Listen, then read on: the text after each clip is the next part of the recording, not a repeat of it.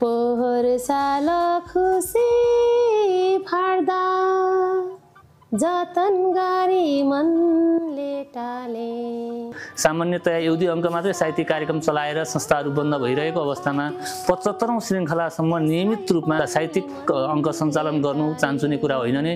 यस अवसरमा म बर्दिवा साहित्यिक सांस्कृतिक प्रतिष्ठानका सबै साहित्यिक साथीहरूलाई हार्दिक बधाई तथा शुभकामना व्यक्त गर्न चाहन्छु। हिरक जयन्ती आयो, यहाँ पर्दा उचाल्यो, खोल्यो ढोका साहित्यको मार्ग बसाल्यो। हिजो आज मेरो देश रहर सकिएको वृद्धाश्रम जस्तै सुनसान छ, बाती सकिएको दियो जस्तै अँध्यारो छ। हो, त्यही अँध्यारोमा मेरो देश मस्त निदाएको छ। बर्दिवा साहित्यिक सांस्कृतिक प्रतिष्ठानको स्थापना र 75औं अङ्कको बारेमा छोटो जानकारी गराइदिनुहोस् न। बर्दिवा साहित्यिक सांस्कृतिक प्रतिष्ठान त्यस्तो साहित्यिक संस्था हो जुन 74 सालमा स्थापना भएर आज 82मा हामी कुदिरहेका छौँ।